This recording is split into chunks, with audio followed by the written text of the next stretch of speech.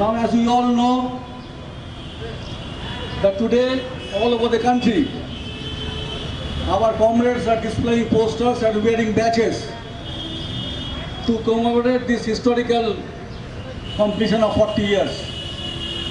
Today, from BEFI headquarters, we are going to organize a national seminar within a very few short period. Now, before that, we have assembled here to hoist our flag, which for the first time flew high 40 years from now. Now today, the office bearers and central committee members of Bank Employees Federation of India has come all across the country to be witness of this historical occasion. So now the flag of Bank Employees Federation of India, in commemoration of completion of 40 years, will be hosted by the President of our Federation, Comrade C.J. Nandakumar. I will request Comrade Nandakumar to hoist our flag.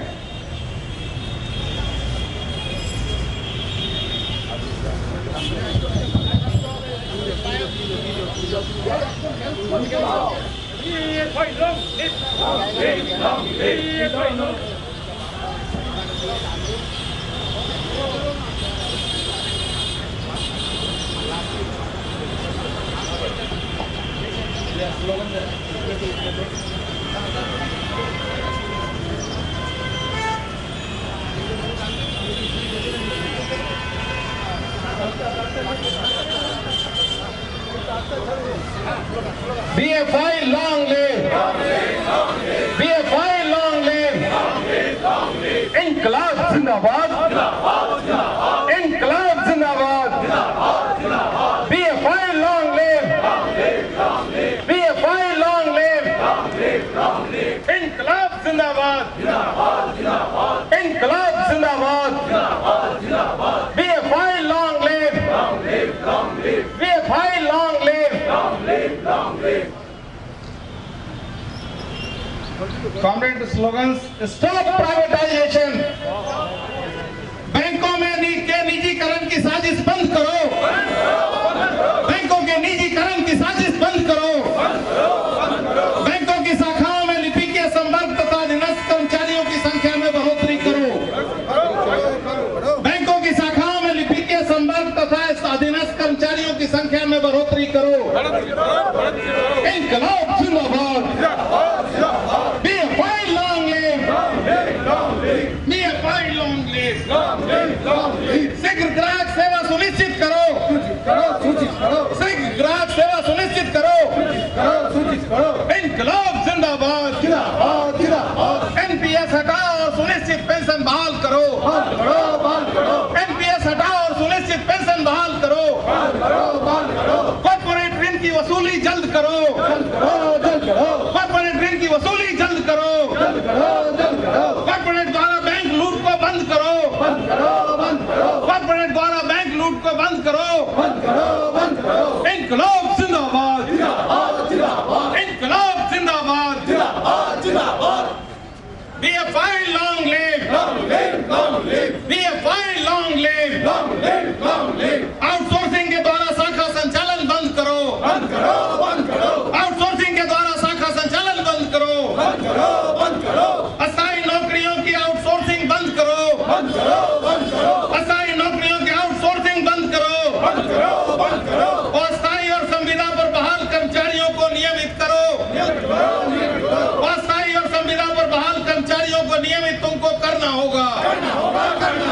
इंकलाब जिंदाबाद! इंकलाब जिंदाबाद!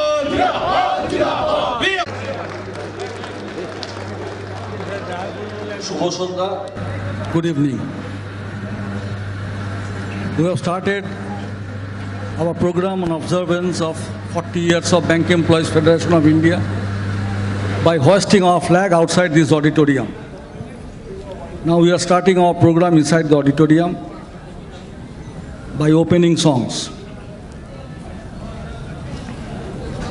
The opening song will be performed by our team of Bank Employees Federation West Bengal, and the songs will be sung by Comrade Shobhik Gupta, Comrade Beena Banerjee, Comrade Osmita Mukherjee, Comrade Reshmi Roy Sarkar, Comrade Tiyash Nandon, Comrade Anirban Sarkar. They will be supported by Partho Bhattacharjee in tabla and Comrade Shobhik Gupta in guitar.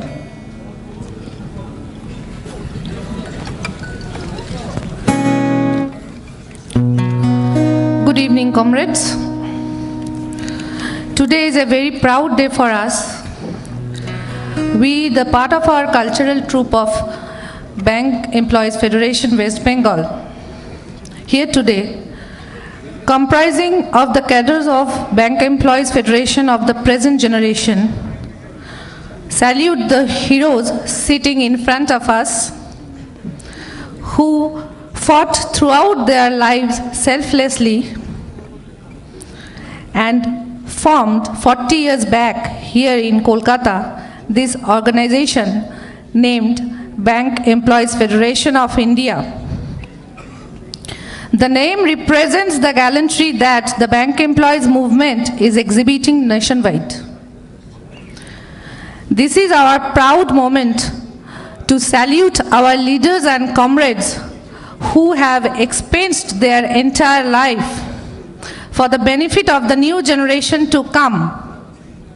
And we are here today to make their dreams come true one day. We once again salute you all. We will present two songs, and to start with the composition from none other than Rabindranath Tagore. It is a song to boost our self-entity and fight against all evils.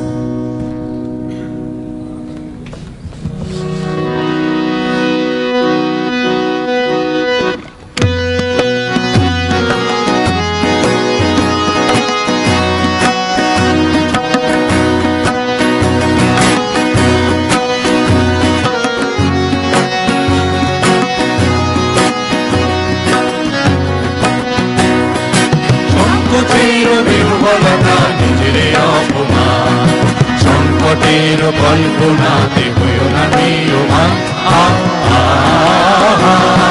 সংকোচের বিহ্বলতা নিজের অপমান সংকটের কল্পনাতে হইও না নিয়মান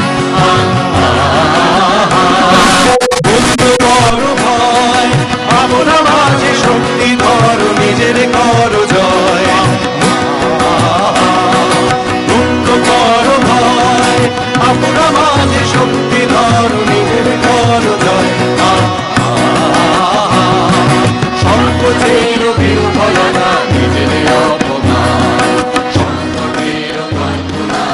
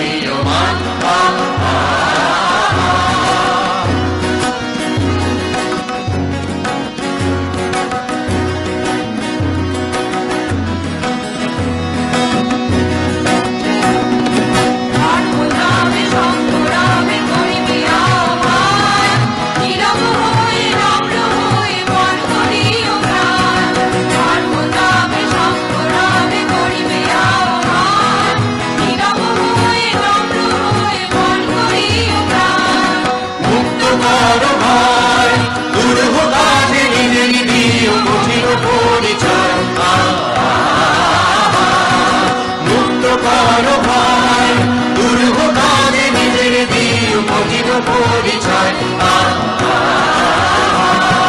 সংকোচের বিহ্বলতা নিজের অপমান সংকটের কল্পনাতে হইও না নিয়মান সংকটের বিহ্বলতা নিজের অপমান সংকটের কল্পনাতে হইও না নিয়মান মুক্ত করো ভয় আপন মাঝে শক্তি ধরো নিজের ঘর জয় মুক্ত করো ভয় আপন মাঝে শক্তি ধরো নিজের ঘর জয়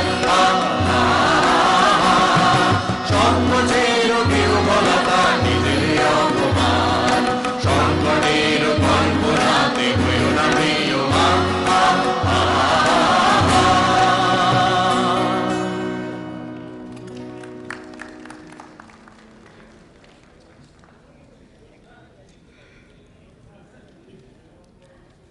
And now we are going to present our second song. This is a legendary composition by Prem Dhawan. This is a legendary composition written by Prem Dhawan and composed by Kanu Ghosh. It is based on the unison of the working class and the mass as a whole and clarion call given to win over the fight against imperialism.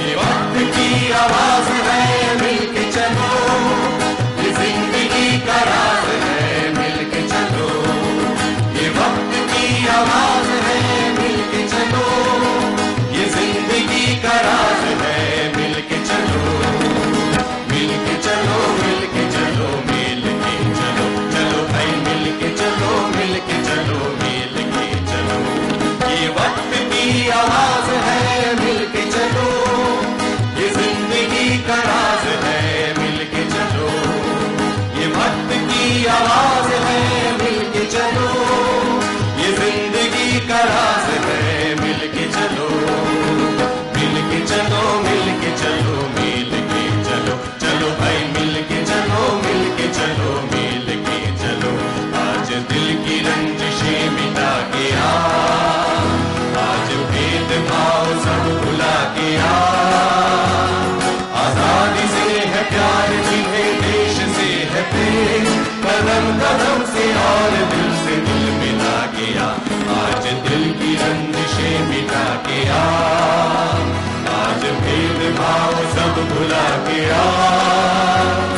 आजादी से है प्यार जिन्हें देश से है प्रेम कदम कदम से और दिल से दिल मिला गया मिलके चलो मिलके चलो मिलके चलो मिलके चलो मिलके चलो चलो भाई मिलके चलो मिलके चलो मिलके चलो ये वक्त की आवाज है मिलके चलो ये जिंदगी का राज है मिलके चलो ये वक्त की आवाज है मिलके चलो ये जिंदगी का राज है मिलके चलो मिलके चलो मिलके चलो मिलके चलो चलो भाई मिलके चलो मिलके चलो मिलके चलो जैसे सुर से सुर मिले वो राग के जैसे शोले मिलके बढ़े आग के जिस तरह चिराग से जले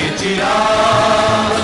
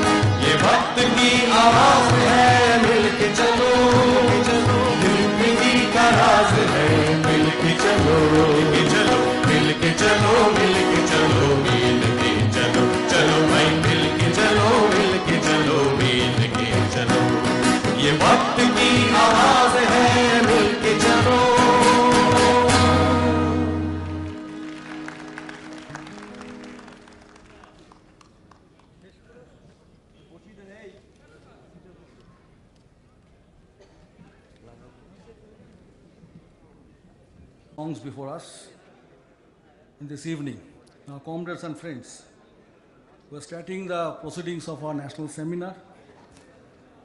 Now, we're happy that main speaker of this program, one of the tallest leaders of the left and democratic movement of the country, former Chief Minister of Tripura, Comrade Manik Sarkar, is among us.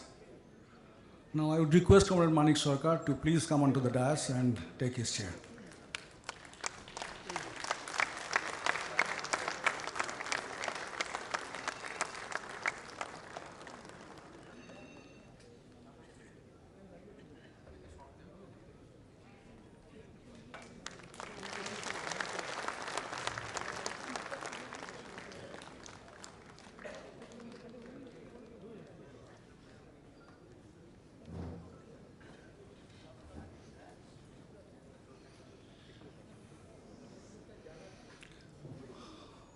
This proceedings of the national seminar will be presided over by the President of our Federation, Comrade C.J. Nandakumar. He is already in the dais. And besides him, we are having President of our State Federation, that is Bank Employees Federation of West Bengal, Comrade Ashok Das, and Comrade Joydev Das Gupta, the General Secretary of Bank Employees Federation, West Bengal. Now for this occasion, which are being observed on completion of 4 decades of our journey, we have invited our serving office bearers from across the country, and we are happy to note that 14 of our ex-office bearers, despite their many difficulties, have come among us and who are here on the dais to encourage us in taking the journey forward in the future days. So on behalf of you all, I want to pay our respect and what can I say, our appreciation to them, what they have contributed to us. I request you to greet them with a round of applause.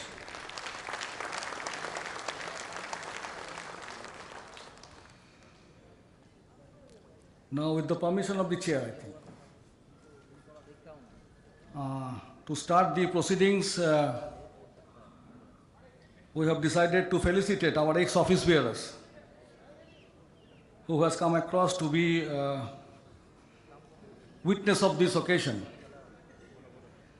So they will be felicitated by our present office bearers, who also has come to be witness of this occasion.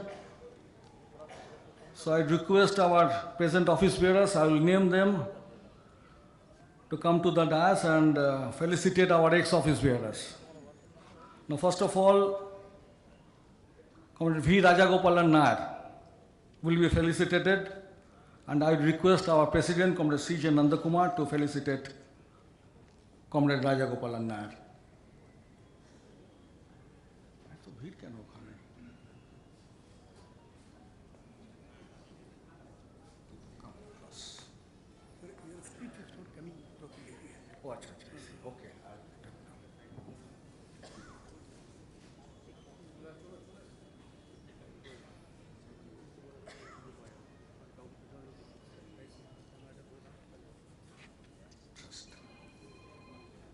We are presenting a memento that has been prepared in commemoration of 40 years of BEFI.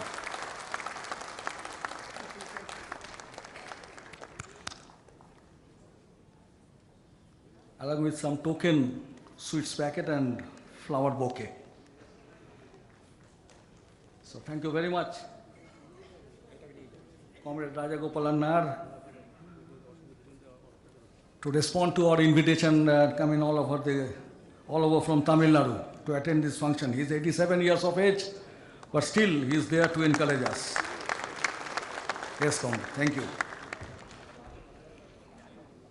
Now I would request Comrade Pradip Biswas, our Vice President, to felicitate Comrade Pradip Sarangi.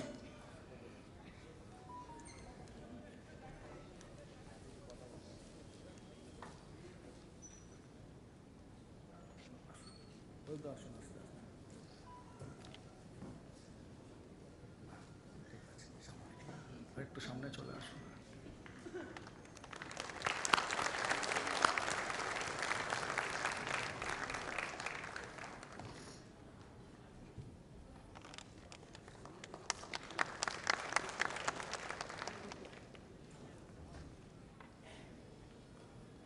Thank you, Comrade Pradeep Sarangi. Well, now I request our Vice President, Comrade Joydev Das Gupta, to felicitate Comrade Novo Kumar Som, Comrade N.K. Som.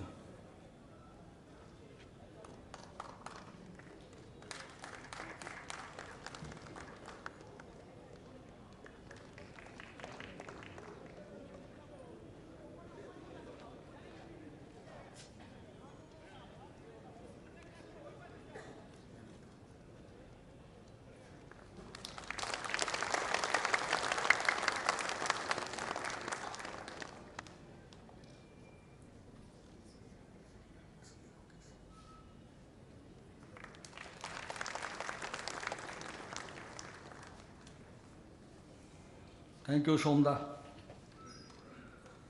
Now I request our Vice President, Comrade K. Srinivasa Babu, to felicitate Comrade B. Prasad.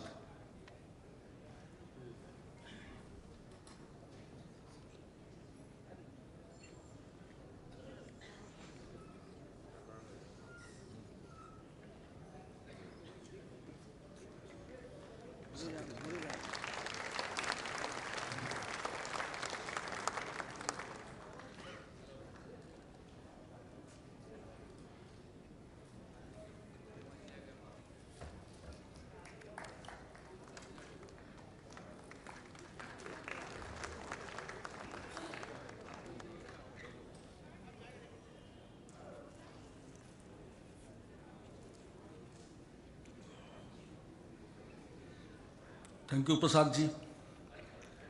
Now, our Vice President, Comrade P. Venkataramaya, will felicitate Comrade A. K. Ramesh.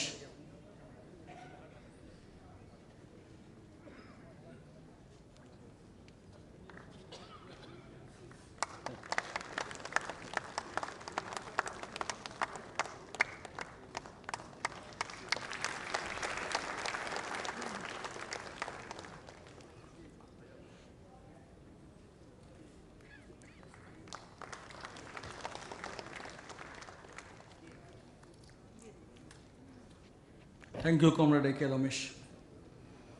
Now, our Vice President, Comrade Rupa Khalko, will felicitate Comrade Sumit Ghosh.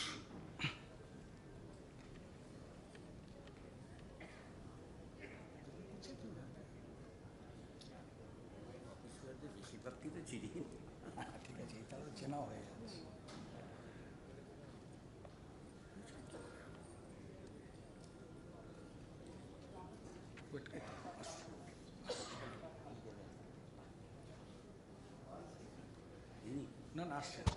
Just wait. She will come. She's having some problem in her knees.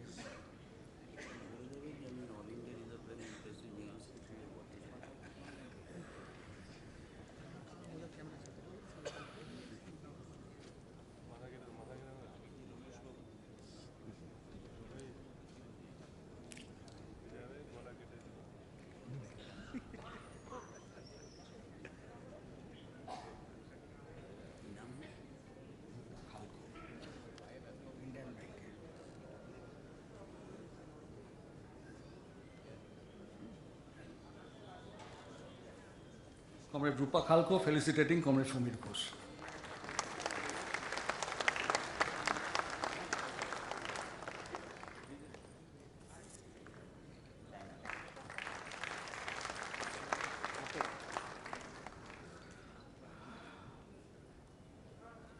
Thank you, Somirda.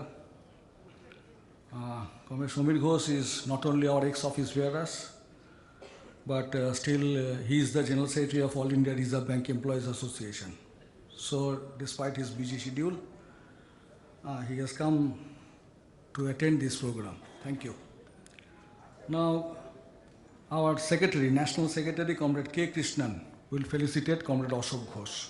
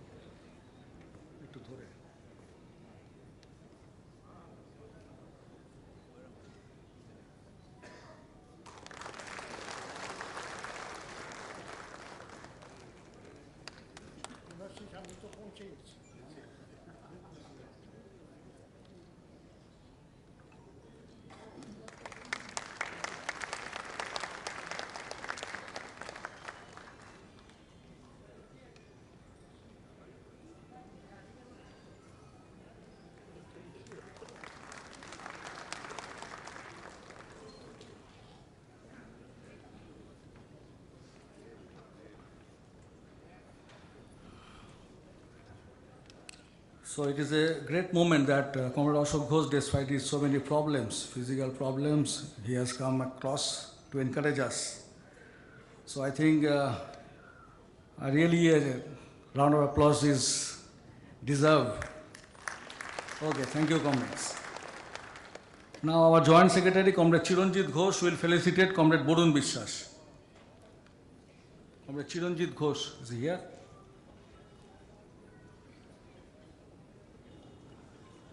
Then maybe I will request Comrade C.P. Krishnan to come across and felicitate Comrade Borun Bishwas, our CPK.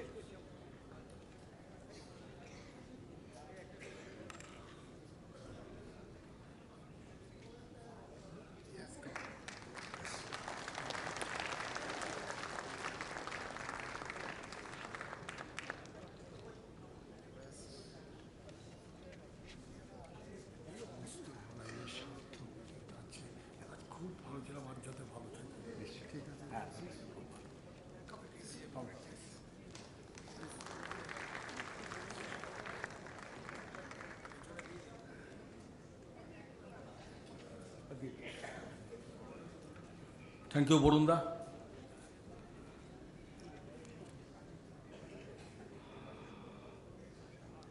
Now may I request Comrade Prakash Chandra Rai to felicitate Comrade M.L. Malkotia.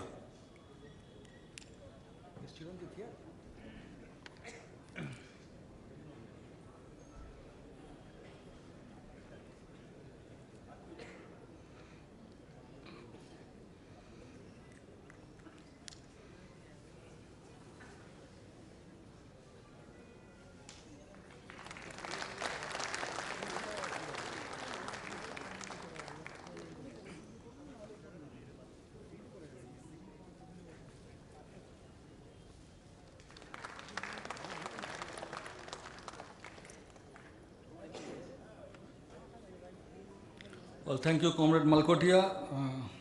I must say that Comrade Malkotia is not only our ex-office bearer, but still he is in the forefront of the working class movement of the country. He is the national treasurer of Central of Indian Trade Unions. Despite that, he has come in spite of his busy schedule. Thank you, Comrade Malkotia.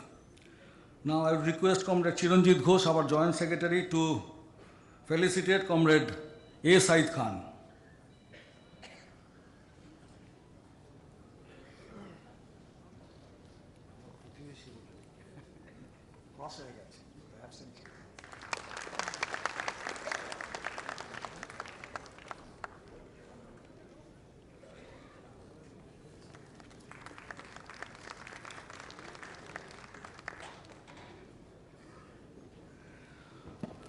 Well, Comrade Said Khan is the General Secretary of National Federation of Regional Rural Bank Officers Organization.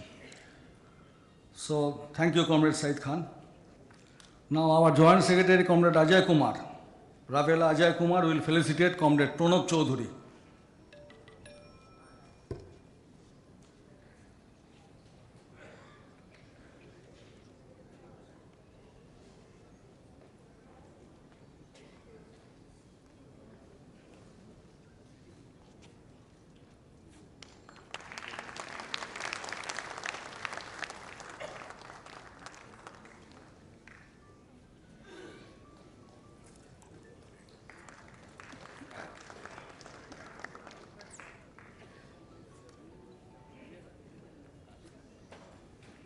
Thank you, Comrade Pranabda.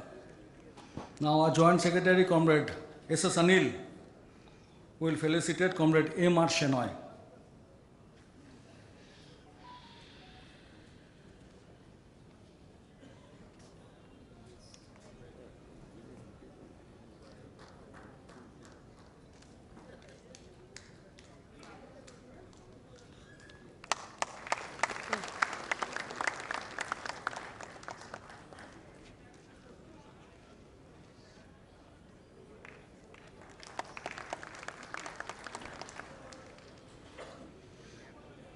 Thank you, Comrade Shenoy. Now, our Joint Secretary, Comrade C. Rajivan, he will felicitate Comrade Sukhomay Sarkar.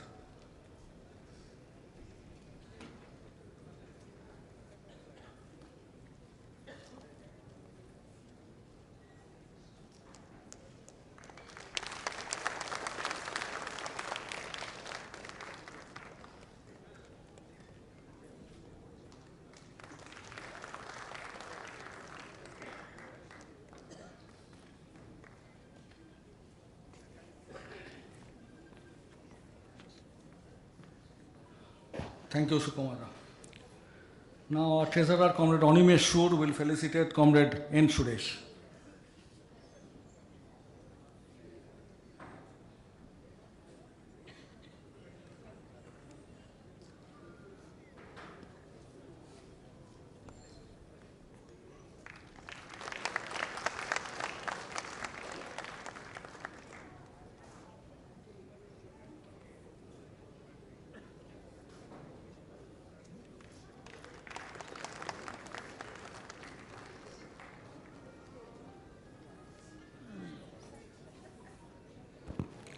Now, this felicitation program of all ex-office bearers who are attending this function is over. Now, there are 6 more ex-office bearers who are surviving, could not come. On behalf of all of you, we will send these commodities to them, and some of our office bearers in their respective states will felicitate them on behalf of us.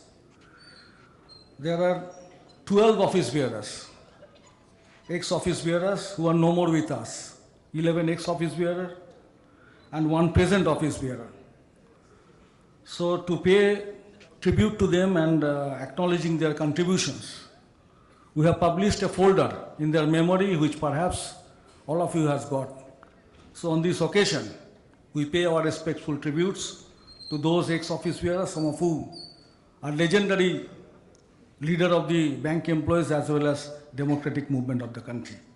With this, felicitation of ex-office bearers are over. I am handing over the microphone to our President for conducting today's program further.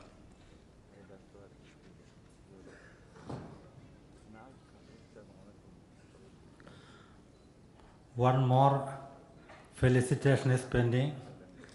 I request Comrade Debashish, our General Secretary, to felicitate our respected leader and today's main speaker, Comrade Manik Sarkar. Comrade Debashish.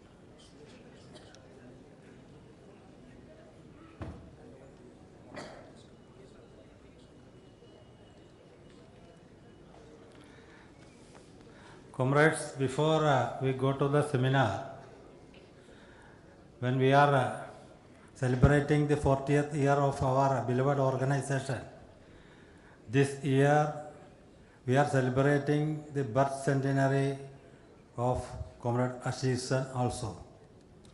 BEFI News has come out with a beautiful souvenir in connection with this occasion, and I take this opportunity to publish that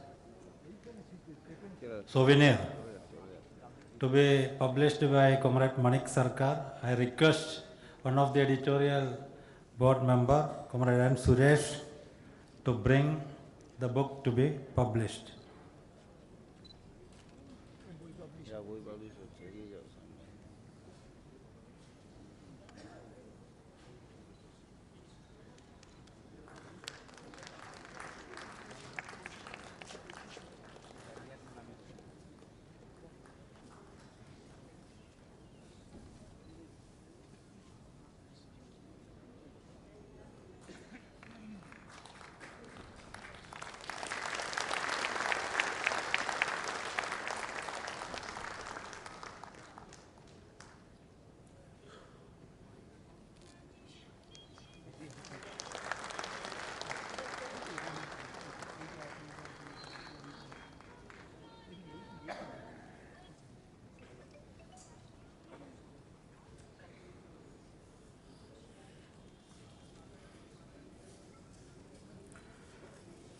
Respected leaders, comrades and soldiers of Bank Employees Federation of India. Today, Mahajati Sadan, Kolkata is witnessing a unique gathering. The warriors who found Bank Employees Federation of India at a crucial point in the bank employees movement in this country have come together today. The past, present and future leaders of bank employees movement is witnessing this momentary occasion. As all of us know, 40 years back, from the very soil of Calcutta, where the first bank employees organization took birth before independence, when the founding fathers of that organization realized that that movement is not moving in the direction envisioned by the trade union movement of that occasion. As all of us know, our beloved organization took birth again here in Calcutta. I don't know, and it is a general saying that history will not repeat in the same manner. But unfortunately, when we look to the horizon of the bank employees movement at the present juncture, we are afraid that history is going to be repeated in a different manner. So this 40th year celebration of the Bank Employees Federation of India will again intervene to take the movement in the right direction. This is the pledge this occasion warrants from each and every member, leader and activist of the Bank Employees Federation of India. I request Comrade General Secretary to offer formal welcome speech and also the introductory speech.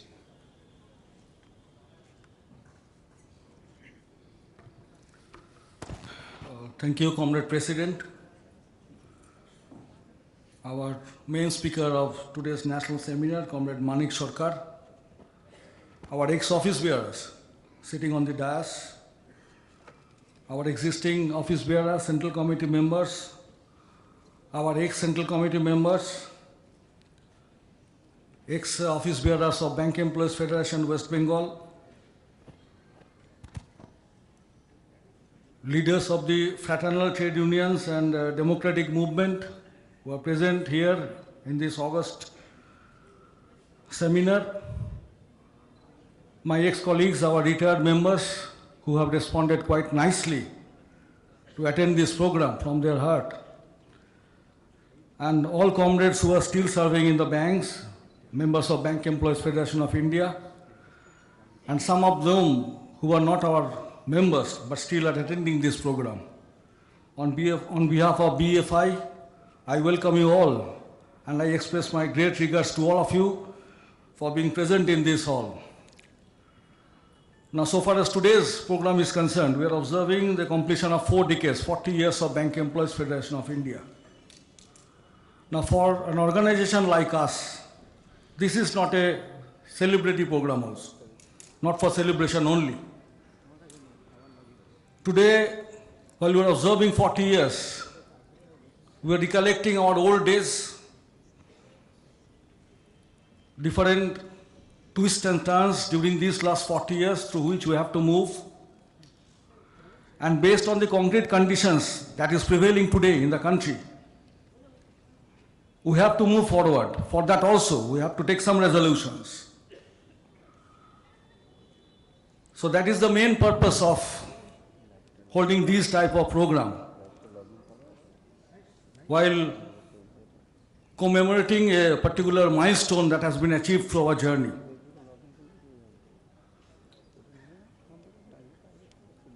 Now, on this occasion, I will definitely, once again, pay our regards for the sacrifices and contributions that has been made by our predecessors, some of whom are present here. Because 40 years ago, when our organization was formed,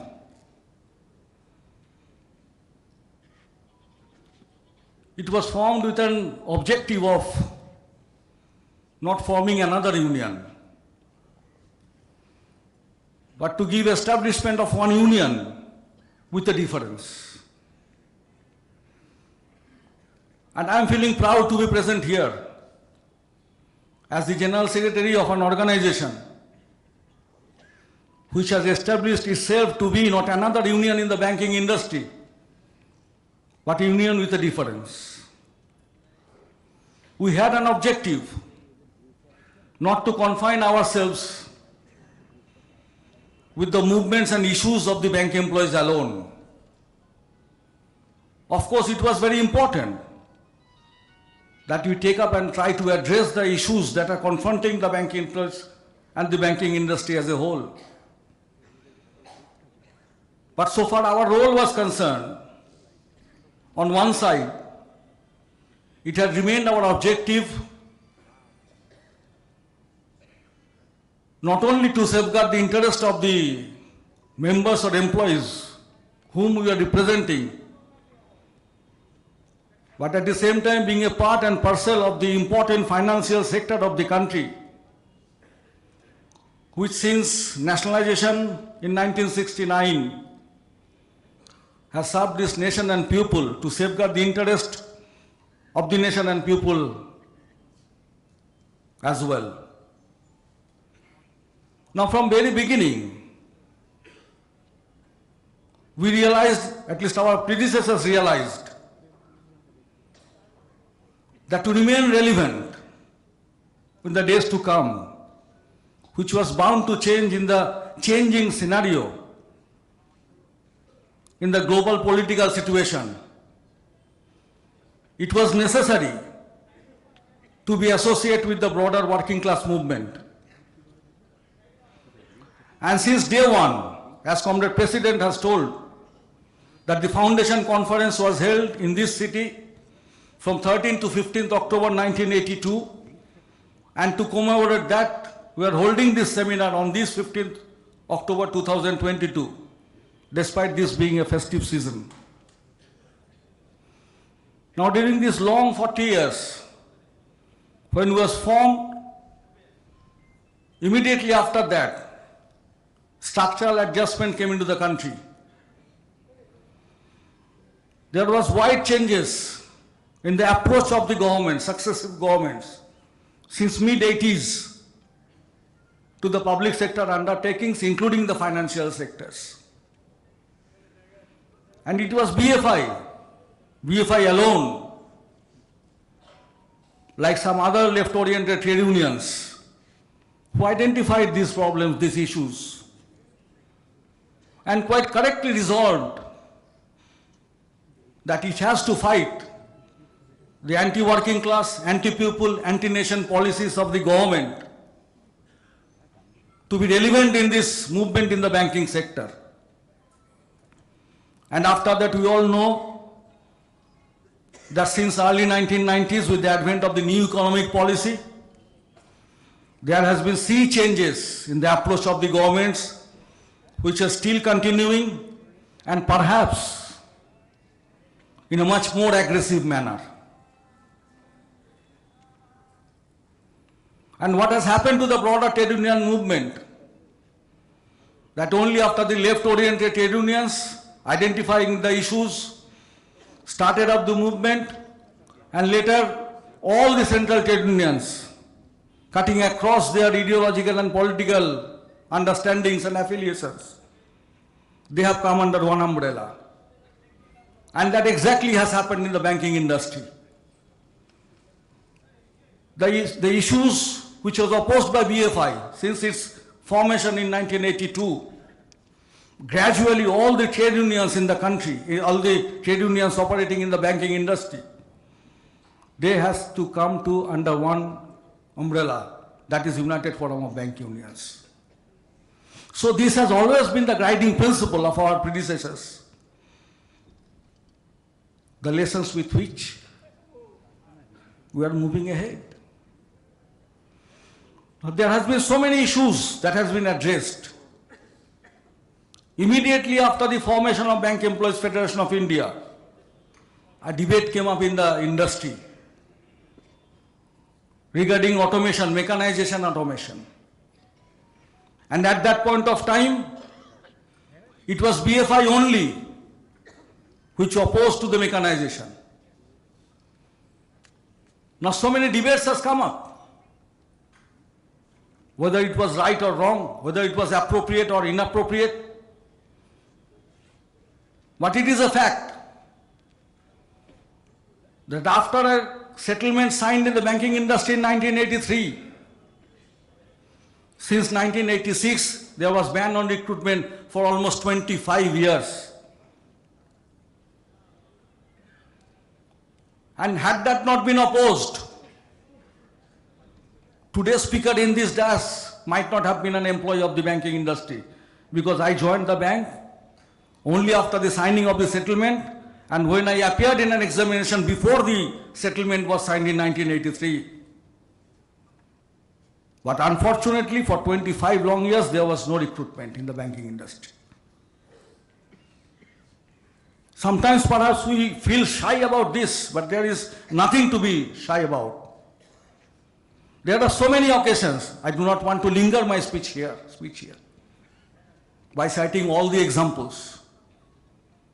There are so many examples against automation, against selling of disinvestments of shares. It was the Bank Employees Federation of India only in the early part of 90s who started opposing.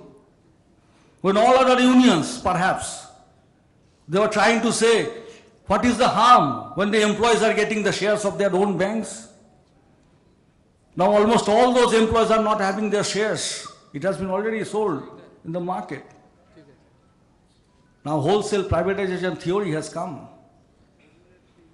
But it is a good sign that all the unions are now opposing. But when it is individually coming to the employees in the form of ESPS, it is only Bank Employees Federation of India, because an individual employee has to take a decision whether he will purchase a share or not. And here only the ideology of BFI, which has been the guiding principle in opposing this thing when it is coming to the individual employees. Opposing collectively is a very easy thing. I'm not diluting that. But to oppose a decision individually is not an easy thing. That has been made possible by BFI only. And for this, definitely, we attribute this to our predecessors. So there is no shortcut, comrades. There should not be any scope of opportunism. We should not feel alone. Because on some cases, we may be alone. While we are taking decision on some ideology, on some principles, there may occasions we are alone. We should not be aligned from our members. That is the teachings that we received from our predecessors. So when we are in the right path, there may come some occasions when we have to take some decisions for which it may seem that we are isolated from the masses, but not so. Because first of all, ideology and principles comes first. We should not compromise with our ideologies and principles. By that way, we are maintaining our position. We all understand that situation has changed. The situation that was prevailing in 1982, today it is completely different. Completely different. And now the total age profile, the composition of the employees, that has already been changed. In 1992, the bank employees who formed this BFI, perhaps none of them are in service today. And those who are in service today, they were not there in 1982. So it is very important that you relate 1982 with 2022. But at the same time, we have to organize a trade union movement, and for that matter, has to select our path, considering the situation that is prevailing around us. We cannot be isolated. What is happening in the country, what is happening in the world. A country which is being governed by an ultra-rightist force. We have to keep in mind that in these circumstances, we are organizing the trade union movement in whatever capacity we are doing so. That was not the situation in 1982, or for that matter, not even 10 years ago also. So this is the precarious situation in which we are forming this movement. So the coming days are not going to be difficult. We don't expect also. It will be a much more turbulent period. We have to be prepared for that. We have to face these challenges. And we have to rope in most of the other sectors with us. Because this all-pervasive attack cannot be opposed only by the bank employees. We have to continue our association with the broader trade union movement, with the broader working class movement of the country. And all these forces who are opposing these policies, these government offensives, we have to organize all of them. As because we are serving in the banking industry, meeting thousands of pupils every day, coming to us for getting service. These are the forces that we have to consolidate. It is not a fight only for the bank employees. It is the fight of the common people.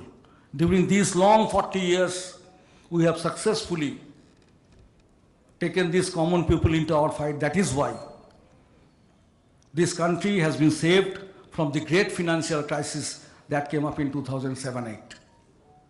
So by that way, historical responsibility has bestowed upon us. Whoever we are here in the trade union movement and serving in the banks, we are not serving for our own. We are serving for the common people, for the country.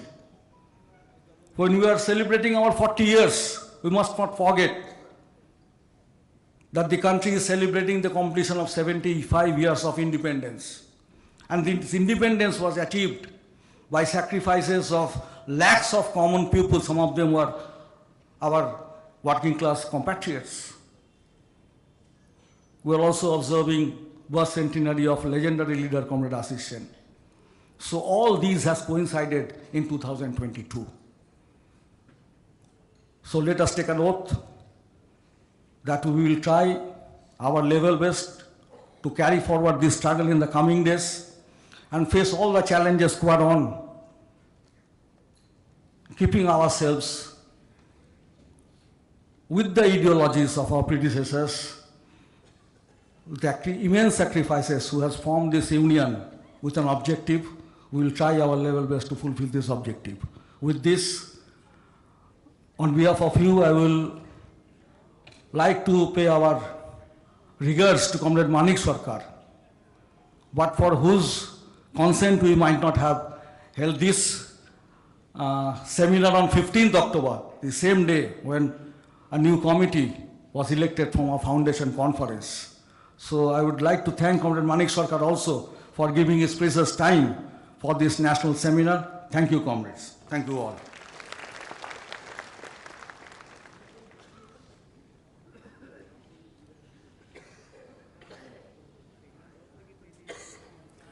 Now I request Comrade Manik Sarkar, the respected leader of the left movement, to express his views on the challenges before the working class.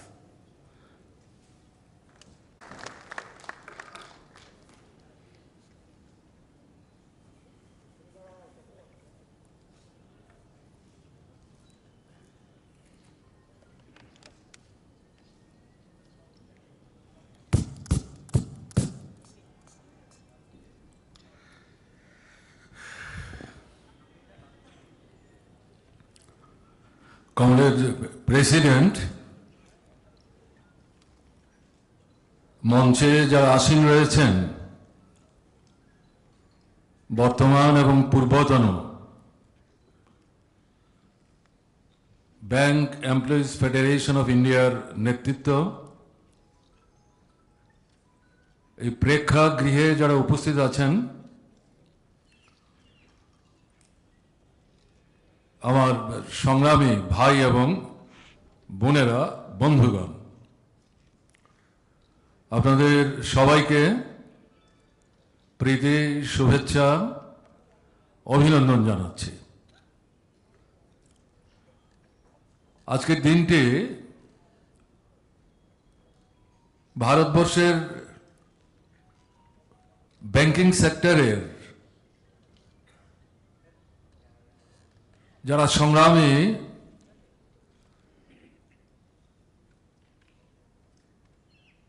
Officer, কর্মচারী,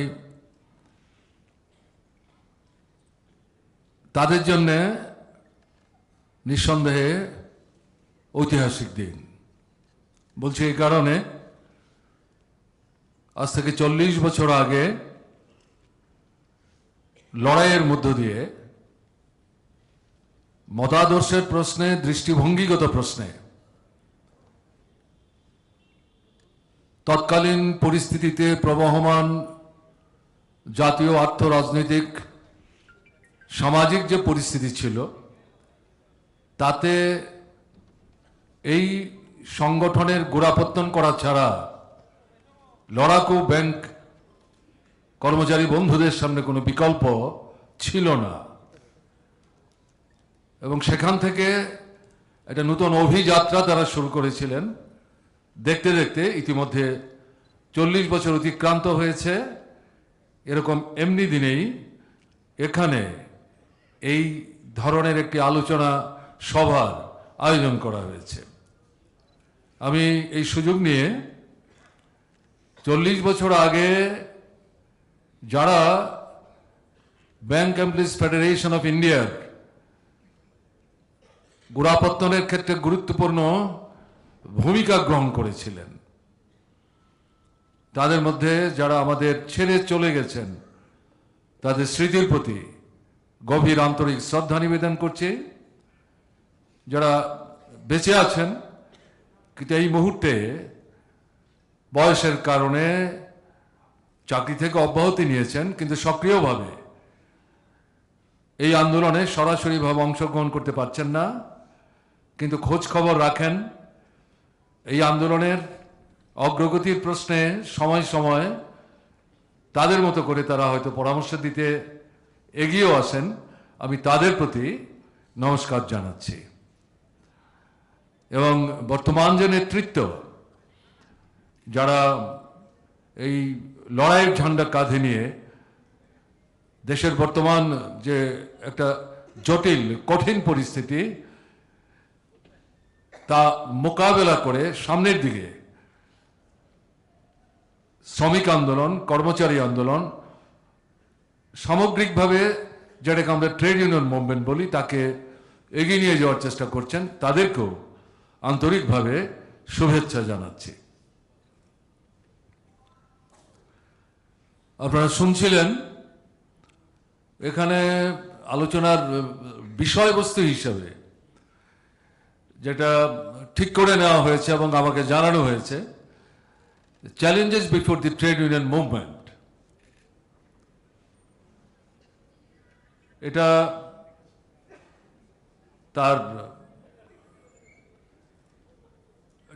বিরাট পরিসর, নানা দিক থেকে এটাকে আলোচনা করা যেতেই পারে, কিন্তু আমার মনে হয় সময় বিষয়টিকে বিবেচনায় রেখে সংক্ষিপ্ত পরিসরে অত্যন্ত প্রাসঙ্গিক জরুরি যে দিকগুলো সেগুলো সম্পর্কে আমি আপনাদের সামনে আমার সীমাবদ্ধ অভিজ্ঞতার ভিত্তিতে উপস্থিত করে আপনাদের দৃষ্টি আকর্ষণ করার আমি চেষ্টা করব। আমি যেটা বলতে চাইছি, বর্তমান যে আমাদের দেশের সরকারটি চলছে, এটাই তো দেশের জনগণের সামনে চ্যালেঞ্জ। এরাই তো সমস্যার মূল ভিত্তি, মূল কারণ। দেশের জনগণের সামনে যদি তারা সমস্যার কারণ হন, চ্যালেঞ্জের কারণ হন, স্বাভাবিক কারণেই ব্যাংকিং সেক্টরে যারা কাজ করেন, ট্রেড ইউনিয়ন মুভমেন্টের সাথে যারা আছেন, তারা তো নিজেদেরকে বিচ্ছিন্নভাবে চিন্তা করতে পারেন না। সাধারণ সম্পাদক তার আলোচনার প্রসঙ্গে ওয়েলকাম অ্যাড্রেসে শেষের দিকে এই প্রসঙ্গটি যথার্থভাবে উল্লেখ করার চেষ্টা করেছেন। সেদিক থেকে এটা ট্রেড ইউনিয়ন মুভমেন্টের সামনেও বর্তমান সরকারটি অন্যতম প্রধান চ্যালেঞ্জের কারণ হিসেবে উপস্থিত হয়েছে। এটা ভাবনায় রেখেই দু চারটি কথা আমি আপনাদের সামনে বলবো। দেশের পরিস্থিতি ভালো না, জটিল। বোধহয় এখানে বললেই কথাটা শেষ হয়ে যায় না। প্রতিদিন, প্রতিনিয়ত পরিস্থিতি খারাপ থেকে খারাপ দিকে যাচ্ছে, turning back to Wars.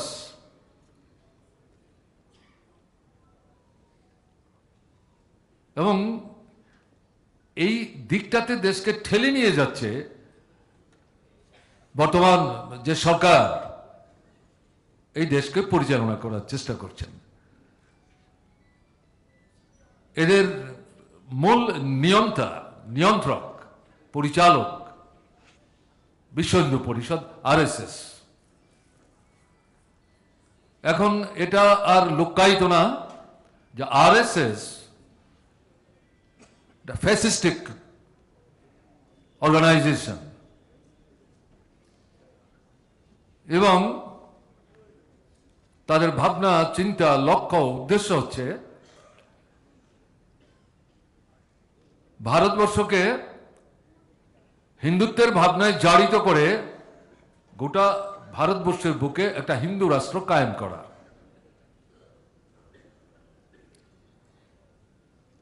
RSS এর এই যে দৃষ্টিভঙ্গি, এটাকে বাস্তবায়িত করবার জন্য আরএসএস নিয়ন্ত্রিত বিজেপি সরকার অত্যন্ত আগ্রাসী ভূমিকা নিয়ে অগ্রসর হওয়ার চেষ্টা করছে প্রতিনিয়ত।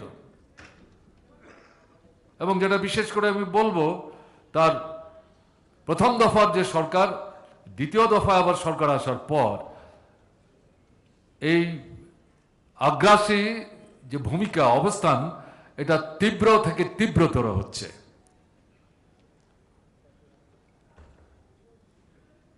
এবং নয়া অর্থনৈতিক যে নীতি, নেপ যেটাকে আমরা বলছি, এটার মূল লক্ষ্যই হচ্ছে একচেটিয়া পুঁজি, কর্পোরেট যে সেক্টর, তাদের প্রফিট ম্যাক্সিমাইজেশনের জন্য এই নীতিটিকে কার্যকরী করার জন্য বিজেপি সরকার দিবারাত্র পরিশ্রম করছে। এই প্রেক্ষাপটে যেটা দেখা যাচ্ছে, গত কয়েক বছরের মধ্যে সাম্প্রদায়িক শক্তি এবং কর্পোরেটস, তাদের মধ্যে যে সম্পর্ক, বন্ডিং অত্যন্ত নিবিড় হচ্ছে।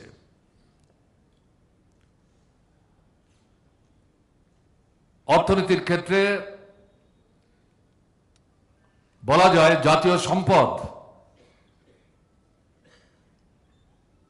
অবাধে লুণ্ঠন করা হচ্ছে, এবং এই কর্পোরেট সেক্টর এরাই তার সিংহভাগের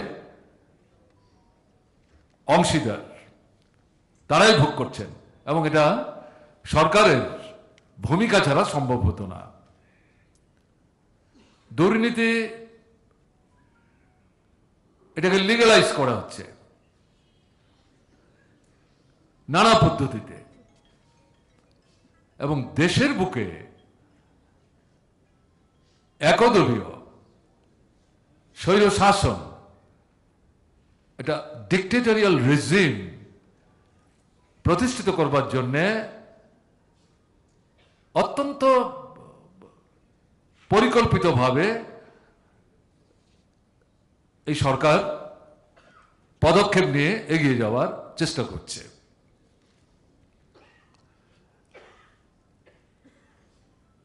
এই যেখানে পরিস্থিতি,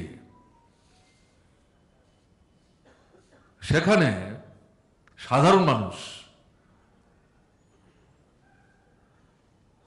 তারা আক্রান্ত হবেন, এ নিয়ে সন্দেহের তো কোনো কারণ থাকতে পারে না, এবং এটাই আমরা লক্ষ্য করছি। যে চ্যালেঞ্জেস আমরা বলছি, অর্থনৈতিক অবস্থাটা কি, বিস্তৃত বিশ্লেষণে আমি যাব না, আর আপনারা এখানে যারা আছেন তারা এই বিষয়গুলি সম্পর্কে সম্যক ধারণা আপনাদের আছে। আমি জাস্ট রেফার করার জন্য বলছি, আপনারা জানেন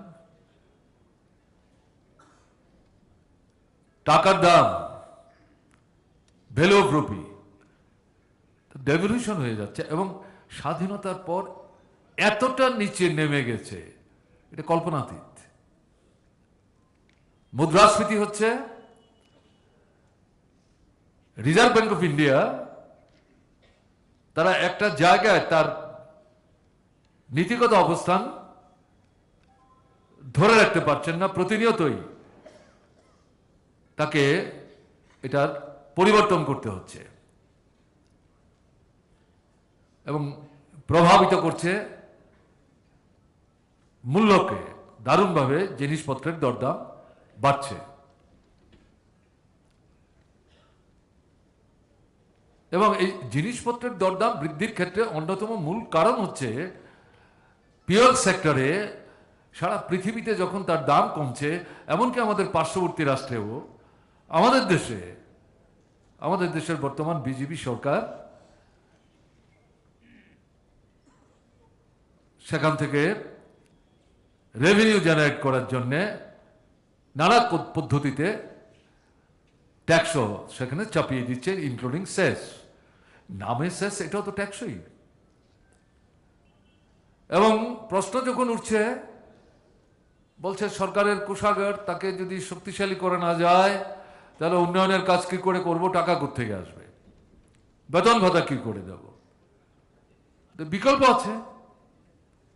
বড় বড় পুঁজিপতি যারা আছেন, অগাধ সম্পদের মালিক, বিত্ত বৈভবের মালিক, তাদের উপর প্রগ্রেসিভ ট্যাক্স ইম্পোজ করলেই তো হয়, সম্পদ কর বসালেই তো হয়।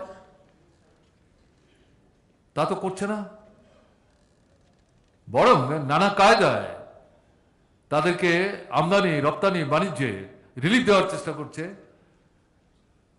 এটা শ্রেণীগত দৃষ্টিভঙ্গি নিয়ে এদের স্বার্থেই এই সরকার দিবারাত্র কাজ করছেন, ওভারটাইম খাটছেন। সঙ্গে সঙ্গে যেটা দেখা যাচ্ছে, পাবলিক সেক্টর, আপনার পাবলিক ডিস্ট্রিবিউশন সিস্টেম, ওটা ব্রিটিশ আমল থেকে শুরু হয়েছে।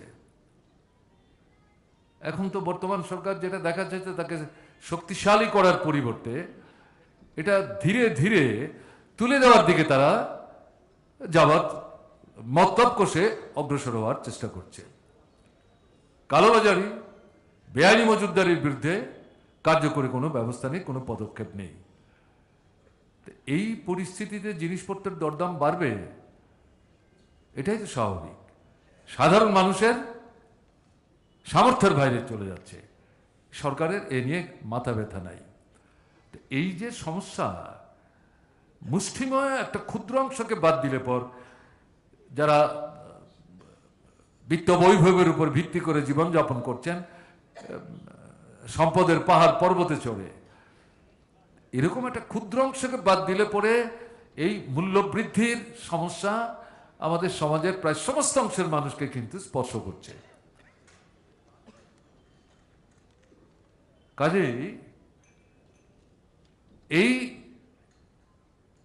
সমস্যাটা সুরাহা সমাধানের প্রশ্নে সামগ্রিকভাবে আন্দোলনের যেমন প্রয়োজন আছে, ট্রেড ইউনিয়ন মুভমেন্টকে শুধু চ্যালেঞ্জেস বললে তো আমাদের চলবে না। এর থেকে বেরিয়ে আসবার জন্যে আমাদের কিন্তু বিকল্প পথের সন্ধান উপস্থিত করে মানুষকে সংগঠিত করে এগিয়ে যেতে হবে। কাজে এরকম একটা পরিস্থিতিতে এটা কিন্তু আমাদের লক্ষ্যের মধ্যে রাখার প্রয়োজন আছে। এর সঙ্গে সঙ্গে যে সমস্যা, সেটা হচ্ছে আনএমপ্লয়মেন্ট। গত 50 বছরের যে রেকর্ড, তাকে ম্লান করে দিয়েছে, বেড়েই চলেছে।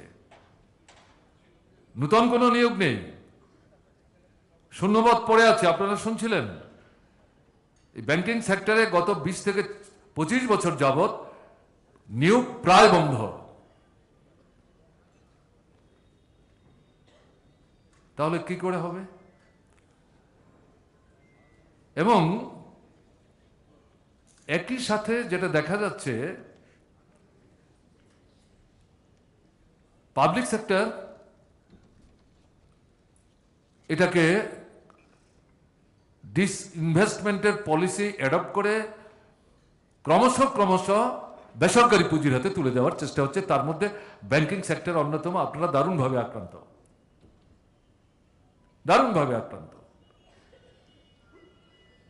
তাহলে এগুলো যদি বেসরকারি পুঁজির হাতে যায়, তারা কর্মী কমাবে, কাজের সময় বাড়াবে, মজুরি কম দেওয়ার চেষ্টা করবে। নতুন নিয়োগের সুযোগ কোথায়? এই পাবলিক সেক্টর এগুলোতে লাখে লাখে শ্রমিক কর্মচারী কাজ করছেন। কিছু দুর্বলতায় ভুগলেও সামগ্রিকভাবে বড় অংশ তারা লাভালাভের উপর চলছেন। তার বৃহত্তম পক্ষের টাকা রাষ্ট্রের কোষাগারে যাচ্ছে, যার উপর ভিত্তি করে সরকার বাজেট তৈরি করছেন। দেশের উন্নয়ন অগ্রগতির সাথে এই টাকা খরচ হচ্ছে। এরকম জায়গায় এই পাবলিক সেক্টর তুলে দেওয়া হচ্ছে বেসরকারি পুঁজির হাতে। তাহলে বেকার ছেলে মেয়েদের কাজের সংস্থান সুযোগ কোথায় হবে? এর মধ্যে যেটা লক্ষ্য করা যাচ্ছে, আমাদের সেনাবাহিনীতে প্রতি বছর 60 থেকে 65 হাজার করে নূতন ছেলেদেরকে নেওয়ার ব্যবস্থা ছিল। এখন দেখা যাচ্ছে অগ্নিপথের নাম করে নতুন প্রজেক্ট নিয়ে বর্তমান সরকার বাজারে নেমেছে।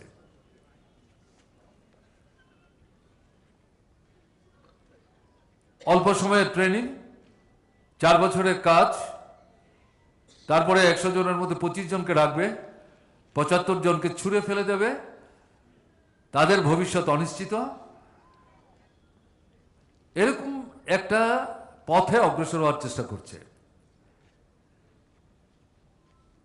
ভারতবর্ষের বিভিন্ন রাজ্যে যখন এর বিরুদ্ধে প্রতিবাদ ধ্বনিত হতে শুরু করলো, তখন দেখা গেল বিজেপি দলের নেতা তিনি বলছেন, না, যাদেরকে আমরা নেব না, আমাদের তো নানা ধরনের সংগঠন আছে, ওখানে তো আমাদের ভলান্টিয়ারের প্রয়োজন আছে, যারা চাকরি হারাবেন, নিয়মিত নিয়োগের থেকে তারা বঞ্চিত হবেন, তারা চাইলে ওখানে তারা কাজ পেতে পারেন। তার অর্থটা কি? তার অর্থ দাঁড়াচ্ছে সরকারি অর্থানুকূল্যে তাদের ট্রেন্ড বাহিনী তারা তৈরি করে নিজেদের সংগঠনকে তারা সাজাবার চেষ্টা করছেন, এবং এর মাধ্যমে তাদের যে ফ্যাসিস্টিক অ্যাটিটিউড, এটাকে ইমপ্লিমেন্ট করার লক্ষ্যে তারা ধাপে ধাপে এগিয়ে যাওয়ার চিন্তা করছেন।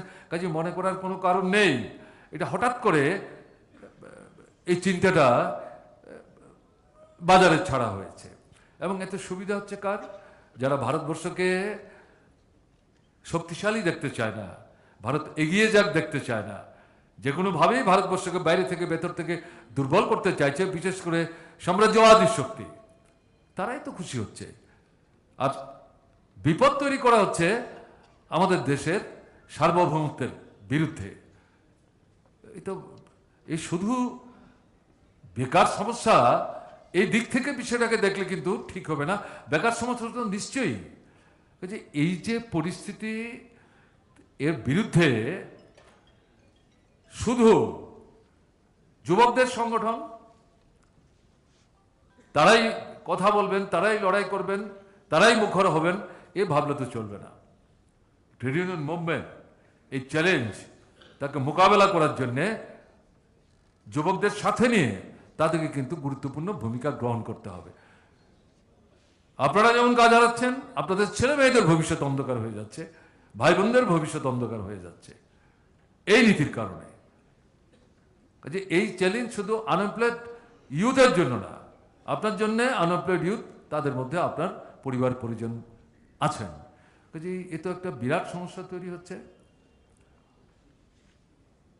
এখন এর সাথে যদি আমরা লক্ষ্য করি, তাহলে আমরা দেখব আপনার কৃষিতে বড় ধরনের আক্রমণ কেন্দ্রীভূত করার চেষ্টা হয়েছে, এবং তার কেন্দ্রীয় ভবন ভাড়াবার চেষ্টা হচ্ছে, এবং এই জায়গাটাতে কর্পোরেট সেক্টর তাদের যে আধিপত্য, সেটাকে সেখানে যাতে তারা সংহত করতে পারে, তার সুযোগ দেওয়ার জন্য এই 3টা আইন তারা তৈরি করবার চেষ্টা করেছিল। লড়াই হয়েছে 1 বছর সমানে, ঐতিহাসিক আন্দোলন। ভারতবর্ষের স্বাধীনতা সংগ্রামের পর, আমাদের দেশের স্বাধীনতা অর্জনের পর মাথা নত করেছে। প্রতিশ্রুতি যা দিয়েছিল, এই আইন 3টা কার্যকরী করা থেকে নিজেদেরকে নিবৃত্ত রাখা ছাড়া বাকি প্রতিশ্রুতি একটাও কিন্তু তারা রূপায়ণ করেনি। আবার নতুন করে এই কৃষকদের আন্দোলন মাথাচাড়া দিয়ে উঠবার চেষ্টা করছে। কৃষকদের বা কৃষির সমস্যা এই তো বিচ্ছিন্নভাবে কৃষকদের সমস্যা না, জাতীয় সমস্যা। এ থেকে ট্রেড ইউনিয়ন মুভমেন্ট নিজেকে আলাদা করে রাখতে পারে না। এবং ট্রেড ইউনিয়ন মুভমেন্ট ব্রিটিশ শাসিত ভারতবর্ষে একদিকে স্বাধীনতা অর্জনের সংগ্রাম, আরেকদিকে নিজেদের অধিকার অর্জনের জন্য, অস্তিত্ব রক্ষার জন্য যে লড়াই, সেই লড়াইয়ের প্রশ্নে যে ট্রেড ইউনিয়ন রাইটসগুলো তারা আদায় করতে সক্ষম হয়েছিলেন স্বাধীনতার পর, এগুলিকে সংহত চেহারা দিয়েছিলেন, নতুন কিছু বিষয়ের সাথে যুক্ত করেছেন। দেখা যাচ্ছে এগুলিকে সমস্ত স্কাটল করে, কয়েকটা কোট করে 40 থেকে 42টা অধিকার হরণ করে নিয়ে শ্রমিক কর্মচারীদের শোষক যারা, মালিক যারা, তারা যাতে নির্বিবাদে লুণ্ঠন করতে পারে এবং তাদেরকে দমিয়ে রাখতে পারে তার সুযোগ করে দেওয়া হচ্ছে। এর বিরুদ্ধে আন্দোলন চলছে এবং দেশের মানুষের সামনে কিন্তু অন্যান্য গণতান্ত্রিক শক্তি এটা উপস্থিত করার চেষ্টা করছে, ট্রেড ইউনিয়ন মুভমেন্টও বলার চেষ্টা করছে, যদি মনে করেন যে আক্রমণ শুধু শ্রমিক কর্মচারীদের জন্যই এবং এটা এখানেই কেন্দ্রীভূত থাকবে তা না, যদি এটার বিরুদ্ধে সমস্ত অংশের মানুষকে সংঘবদ্ধ করে রুখে দাঁড়াবার ভূমিকা আমরা নিতে না পারি, তাহলে এই ধরনের গণতন্ত্রকে নিধন করার যে প্রচেষ্টা শোষকদের স্বার্থে, এটা আরো বিস্তার ঘটবে। এই দৃষ্টিভঙ্গি নিয়ে অগ্রসর হওয়ার চেষ্টা করছে, সঠিক। এর পাশাপাশি যেটা দেখা যাচ্ছে, আপনার শিক্ষার উপর আক্রমণ নামিয়ে এনেছে এবং এই নয়া শিক্ষানীতির নামে মূল যে কথা, তার যে মূল মর্মবস্তু, গরিব, নিম্ন মধ্যবিত্ত, সাধারণ মধ্যবিত্ত, এদের ঘরের ছেলেরা মেয়েরা জন্মগত যে শিক্ষার অধিকার এবং বিশেষ করে উচ্চশিক্ষা, এর থেকে তারা বঞ্চিত হবে। বিত্তবান যারা, তাদের ঘরের ছেলে মেয়েদের জন্য সুযোগ থাকবে, কিন্তু বিরাট অংশের ঘরের ছেলে মেয়েদের এই সুযোগ থাকবে না। এর অর্থটা কি? এর অর্থটা হচ্ছে লেখাপড়া যদি না করতে পারেন, সার্টিফিকেটের যদি ব্যবস্থা করতে না পারেন, তাহলে চাকরি বাকরি চাইবার যে নৈতিক অধিকার, সে অধিকার আপনি হারাবেন। এবং তা যদি হয়, এটা যারা পুঁজিপতি,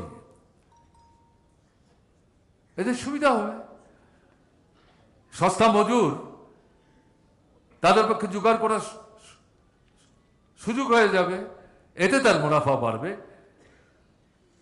এদেরকেই পরোক্ষে সাহায্য করার জন্য এই নয়া শিক্ষানীতির নামে এই সর্বনাশা শিক্ষানীতি এখানে তৈরি করা হচ্ছে। আমি অন্যান্য দিকগুলো শিক্ষানীতির বিষয়ে এখানে আমি উল্লেখ করতে চাইছি না।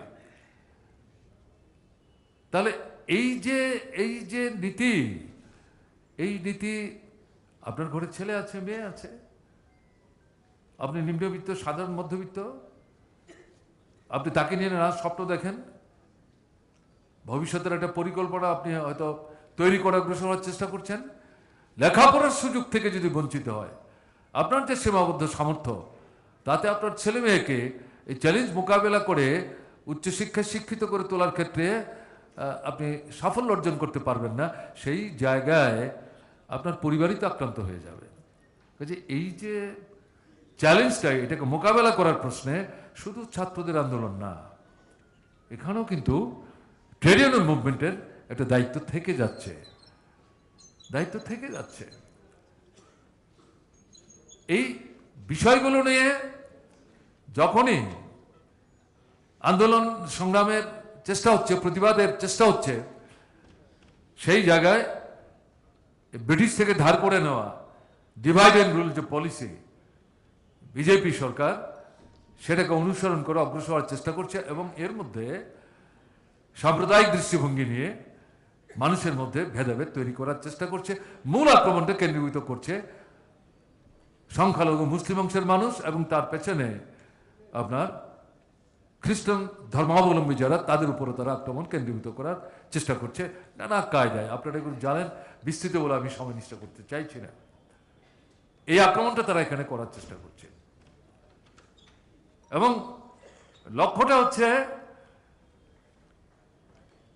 কৃষক আন্দোলন হোক, শ্রমিক আন্দোলন হোক, ছাত্রদের আন্দোলন হোক, যুবকদের আন্দোলন হোক, অন্যান্য শ্রমজীবী অংশের মানুষের আন্দোলন হোক, এই আন্দোলন যাতে দাঁড়া বাঁধতে না পারে, তাদের ঐক্য যাতে সুসংহত না পারে, সুদৃঢ় হতে না পারে, বিস্তার লাভ করতে না পারে এবং জীবনের যে মূল সমস্যাগুলো, এগুলো থেকে দৃষ্টিটাকে ঘুরিয়ে দিয়ে বিপদগামী করার জন্য, বিভ্রান্ত করার জন্য এই পথ পদ্ধতি তারা অনুসরণ করে চলবার চেষ্টা করছেন। ব্রিটিশ সাম্রাজ্যবাদ এই পদ্ধতি অনুসরণ করে ভারতের স্বাধীনতার সংগ্রামকে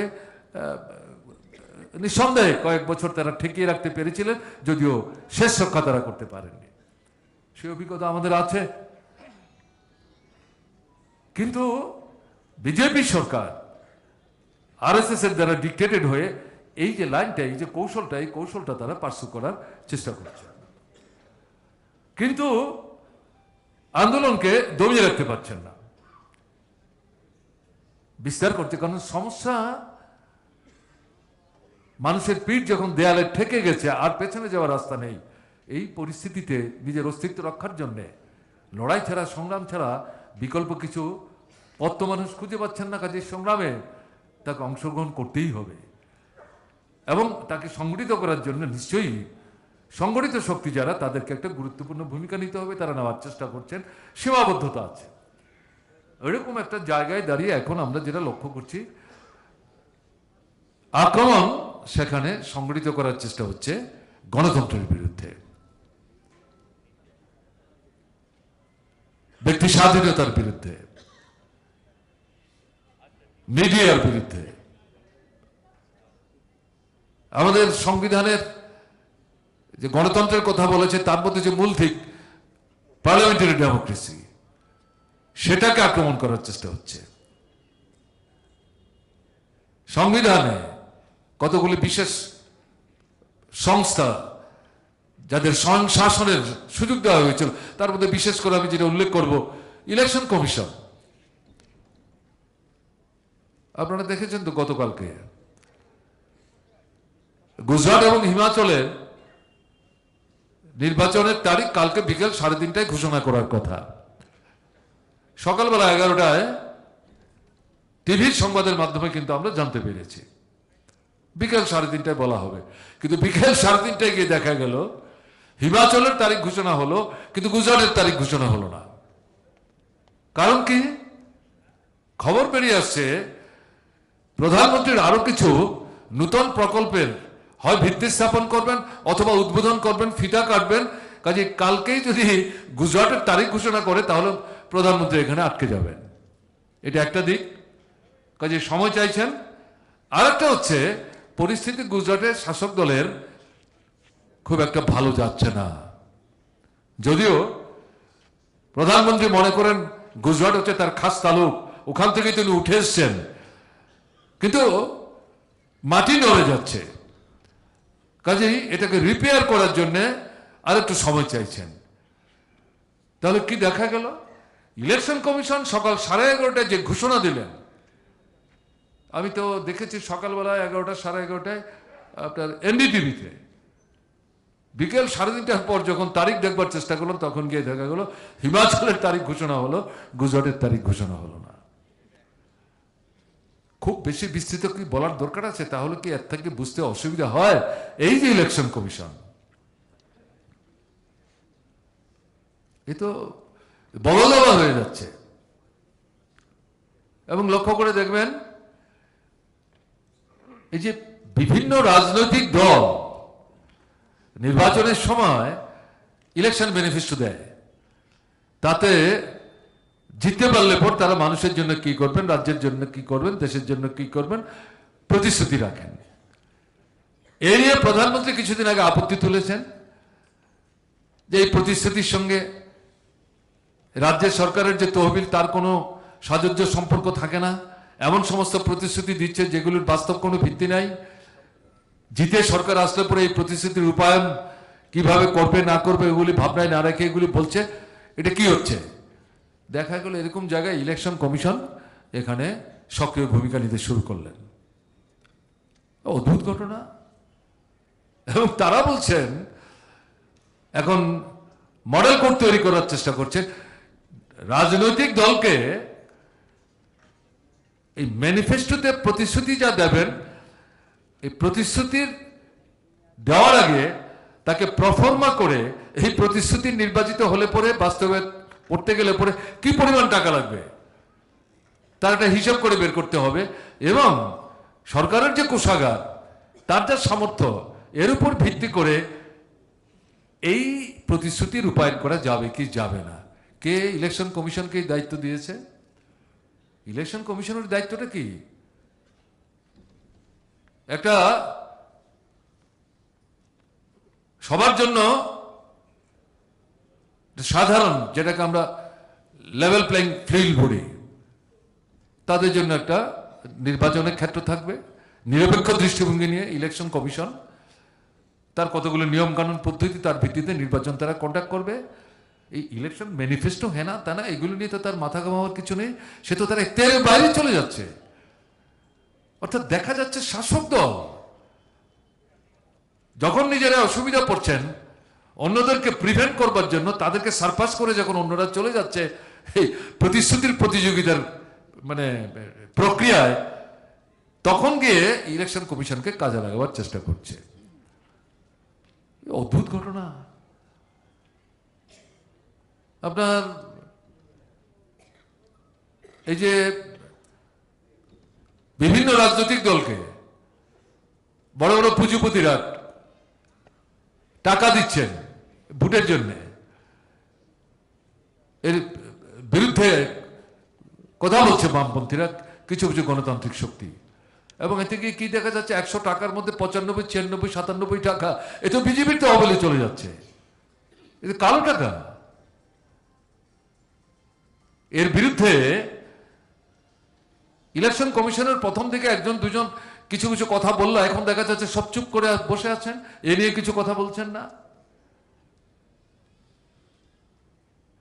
আসলে তো করাপশন তার যে জেনেসিসটা আমাদের দেশে এই বর্তমান পরিস্থিতিতে যেভাবে নির্বাচনের টাকার খেলা চলছে, এখানে তো এটা মাথাচাড়া দিয়ে উঠছে। এবং ভোটের পর যাদের টাকার উপর ভিত্তি করে নির্বাচনী বৈতরণী পার হয়ে সরকার তৈরি করছেন, এটা কেন্দ্র হোক রাজ্য হোক, তারা তাদের উপর চাপ সৃষ্টি করছে এবং তাদের যে চাহিদা এটা পূরণ করবার জন্য এই নানা অন্যায় পথে সরকার অগ্রসর হচ্ছেন। সেখান থেকে করাপশন সেখানে আপনার ছত্রাকের মতো ছড়িয়ে পড়ছে। তো এটাকে মোকাবেলা করার দায়িত্ব কার? ইলেকশন কমিশন তো এগুলো নিয়ে মাথা ঘামাচ্ছে না, এখতিয়ারের বাইরে গিয়ে কথা বলবার চেষ্টা করছে। তাহলে জুডিশিয়ারি তাকে নানাভাবে প্রভাবিত করার চেষ্টা হচ্ছে, বুঝতে অসুবিধা হয়। অন্য কিছু যাওয়ার দরকার নেই তো। রাম জন্মভূমি একে ভিত্তি করে এই যে লম্বা চওড়া আপনার যে রায় বেরোলো, তার শেষ কথাটা কি? বাবরি মসজিদ ভাঙা ঠিক হয়নি, এই সমস্ত কিছু বলে টলে শেষ পর্যন্ত গিয়ে যারা ভাঙলেন তাদেরকে আপনার জায়গা দিয়ে মন্দির তৈরি করবার জন্য অধিকার দিয়ে দেওয়া হলো। আর যিনি রায় লিখলেন, দেখা গেল 1 থেকে 1.5 বছরের ব্যবধানে যখন তিনি সুপ্রিম কোর্টের চিফ জাস্টিসের দায়িত্ব থেকে অব্যাহতি নিলেন, তিনি রাজ্যসভায় আসন পেয়ে গেলেন, শাসক দল তার জন্য সুযোগ করে দিলেন। এগুলো কিসের ইঙ্গিত? এবং আপনারা লক্ষ্য করছেন, যারা খবর রাখছেন, এই গত কয়েকদিন যাবত আমরা লক্ষ্য করছি নেক্সট চিফ জাস্টিস কে হবেন, তার যে সাধারণ কতগুলো নিয়ম পদ্ধতি আছে জেনারেলি সিনিয়রিটির বেসিসে, এর পরবর্তী সময় যে ভদ্রলোকের হওয়ার কথা, এটা নিয়ে সন্দেহ তৈরি করা হলো। এবং আউটগোয়িং যে চিফ জাস্টিস, এটা হচ্ছে তার এখতিয়ার, তিনি যাওয়ার আগে তার যে কলিগরা আছেন এটা বসবেন, আলোচনা করুন, করে সেখান থেকে এই নাম ঠিক করে এটা রেকমেন্ড করে যাবেন। দেখা গেল তারা যেন একটু থমকে গেলেন, কিন্তু শেষ পর্যন্ত হয়তো পারিপার্শ্বিক কারণে অতটা এই মুহূর্তে বোধহয় এগিয়ে যাওয়া সঠিক নাও হতে পারে। দেখা গেল শেষ পর্যন্ত বর্তমান চিফ জাস্টিস, তার তো সময় শেষ, সামনে কিছুদিন পরই তিনি অব্যাহতি নেবেন, তিনি সেখানে রেকমেন্ড করে গেলেন। তা এই যে জায়গাটা যাচ্ছে তার অর্থটা কি? এবং সামগ্রিকভাবে যেটা, সেটা হচ্ছে আমাদের সংবিধানের উপর আক্রমণ নামিয়ে আনছে। এখন তো নতুন করে সংবিধান তৈরি করার চেষ্টা হচ্ছে, ইতিহাস যেমন নতুন করে লেখার চেষ্টা হচ্ছে, বিজ্ঞানকে বিকৃত করে উপস্থিত করার চেষ্টা হচ্ছে, আমাদের শিক্ষার মাধ্যমকে ব্যবহার করে সংবিধান নতুন করে তৈরি করবার জন্য চেষ্টা হচ্ছে। তার জন্য নাকি খসড়া তৈরির দায়িত্ব কমিটি তৈরি করে তারা দিয়েছেন। কোথায় যাচ্ছে আমরা? একটা প্রচন্ড একটা জটিল পরিস্থিতির দিকে কিন্তু দেশকে নিয়ে যাওয়ার চেষ্টা হচ্ছে। এই কথাগুলো উল্লেখ করছি এই কারণে যে এই সমস্ত বিষয়গুলো কিন্তু আমাদের দেশের মানুষ, সাধারণ মানুষ একটা ছোট্ট অংশকে বাদ দিলে পর প্রত্যক্ষ পরোক্ষভাবে আমরা আক্রান্ত হচ্ছি। এগুলোই হচ্ছে আমাদের সামনে সমস্যা বা চ্যালেঞ্জেস। এরকম একটা জায়গায় দাঁড়িয়ে যেটা বিশেষ করে বলবো, trade union movement, working class, working people, সমাজের অন্যান্য সমস্যা পীড়িত মানুষ যারা আছেন তাদেরকে সমস্যা থেকে মুক্ত হতে, তার থেকে বের করে আনতে trade union movement, working class movement, তারা যদি সেখানে কার্যকরী ভূমিকা নিতে না পারেন, তার থেকে বের করে আনতে যদি সহায়ক অবস্থান নিতে না পারেন, তারা কিন্তু নিজেদের যে সমস্যা এর থেকে আলাদা করে নিয়ে যদি মনে করেন নিজেদের সমস্যাগুলি সমাধান করবেন, অসম্ভব, এটা হতে পারে না। বরং উল্টো দিক থেকে যেটা, এটাই ওয়ার্কিং ক্লাসের উপর, ওয়ার্কিং পিপলের উপর, ট্রেড ইউনিয়ন মুভমেন্টের উপর ঐতিহাসিক দায়িত্ব। এই দায়িত্ব প্রতিপালন করবার জন্য ওয়ার্কিং ক্লাসকে, ওয়ার্কিং পিপলকে এই ট্রেড ইউনিয়নের ছত্র ছাড়ায় দাঁড়িয়ে ভূমিকা নিতে হবে এবং এর মধ্য দিয়েই তাদের যে নিজস্ব সমস্যাগুলো সেগুলো সমাধানের দিকে তাকে অগ্রসর হতে হবে। এবং বিশেষ করে যেটা সবচাইতে গুরুত্বপূর্ণ, আপনার কৃষক জনসাধারণ এবং এগ্রিকালচারাল ওয়ার্কার্স, আমরা যাদেরকে কৃষি শ্রমিক বলি, নিজেদের জমি নেই, অন্যের জমিতে কাজ করেন, গ্রামীণ মজুর, এই তিনটা শক্তির মধ্যে একটা সক্রিয় সংগ্রামী ঐক্য গড়ে তুলতে হবে এবং এই ঐক্য গড়ে তোলার ক্ষেত্রে ওয়ার্কিং ক্লাস, ট্রেড ইউনিয়নকে সবচেয়ে গুরুত্বপূর্ণ ভূমিকা নিতে হবে এবং সম্মিলিতভাবে এই শক্তিকে সংহত করার মধ্য দিয়ে অন্যান্য যে সমস্যা পীড়িত অংশের মানুষ তাদেরকে বৃহত্তর লড়াইয়ের ময়দানে টেনে আনতে হবে। আমি আগে উল্লেখ করার চেষ্টা করেছি যুব জীবনের সমস্যার সমাধানের প্রশ্নে যে বিকাশমান শক্তি, এরাই ভারতবর্ষের ভাবী নাগরিক, ভবিষ্যৎ অন্ধকার, অনিশ্চিত গহ্বরে নিক্ষেপিত তাদের ভবিষ্যৎ, তাদেরকে সঙ্গে নিয়ে ট্রেড ইউনিয়ন মুভমেন্টকে গুরুদায়িত্ব পালন করবার ক্ষেত্রে ভূমিকা গ্রহণ করতে হবে। ছাত্ররাই তো যুবক, এরাই তো ভবিষ্যৎ, এরাই তো দেশ গড়ে তোলার দায়িত্ব ভবিষ্যৎ দিনে কাঁধে নেবেন। তাদের যে সমস্যা আজকে তারা ভোগ করছেন, তাদেরকে তাদের সমস্যা থেকে উত্তরণের জন্য তাদের যে আন্দোলন, সেই আন্দোলনে trade union movement, working class, working people, তাদেরকে কিন্তু ইতিবাচক ভূমিকা সেখানে গ্রহণ করতে হবে। এবং সমাজের যারা দুর্বল অংশের মানুষ, সংখ্যালঘু, উপজাতি, তপশিলি, ওবিসি এবং বিশেষ করে মহিলা,